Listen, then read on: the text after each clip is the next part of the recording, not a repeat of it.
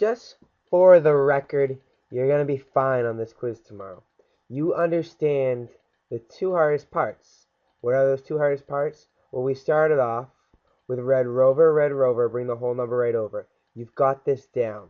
We're bringing the whole number right over because these denominators are different. So I bring over the 4 and 2. Once we do that, you understand the second hardest part. Second hardest part is finding a common denominator. Common denominator for 3 and 4 would be 12. So I get a 12 for both of my denominators. And after this, it really isn't that bad. We do 4 times what equals 12? 4 times, if you want to draw the arches, I think it's a good idea. Draw the arches, times 3. So I'm going to look at the 3 here now, because we want to find an equivalent fraction. So we've done that to the denominator. Do the same thing now to the numerator, times 3. 3 times 3 is 9. So I get 2 9/12. And then I did 3 times what to get to 12? 3 times 4. So I'm going to do the same thing now to 2. It's going to be 2 times 4, which is 8. And pay attention to the operation sign. We're adding these. Okay, we're not subtracting. A lot of times we are subtracting, but here we're adding. So what's 8/12 plus 9/12? That's 17. 8 plus 9 is 17 twelfths. Now add the whole numbers too. Don't forget about those. 4 plus 2 is 6.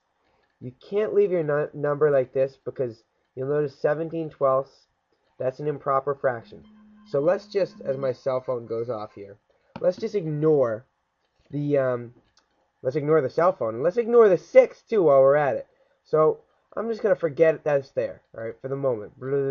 We forget it's there. Look at 17 twelfths. What is that as a mixed number? Well, if you're stuck on that, draw a division house, okay?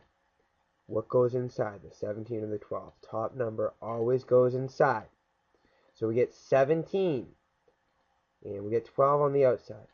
12 can only go into 17 one time because 12 times 2 is 24. That's too much. So that goes in one time. 1 times 12 is 12. 17 minus 12, well, 7 minus 2 is 5. So we have 5 left over.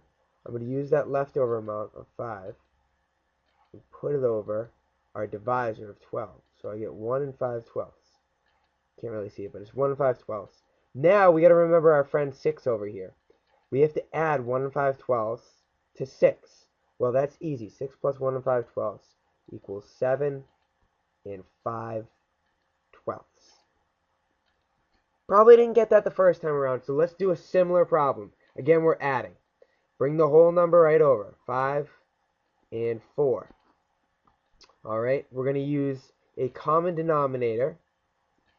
Our numbers are 5 and 3 here, so it's going to be 15 this time. We get 15. What did I do to multiply 5 by? I multiplied it by 3. So I'm going to do the same thing up top here. 4 times 3 is 12. I multiplied 3 by 5, so I'm going to multiply 1 by 5. And that, of course, is 5. Once I get there, I'm good. 12 fifteenths plus 5 fifteenths equals 17 fifteenths. 5 plus 4 equals 9.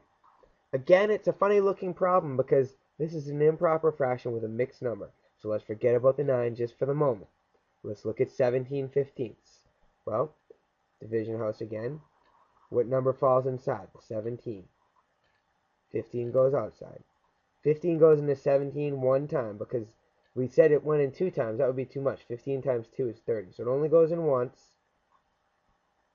Okay? 17 minus 15 is 2. There's 2 left over. We're going to use that as our numerator. And 15 is our denominator. 9 plus 1 and 2 fifteenths equals 10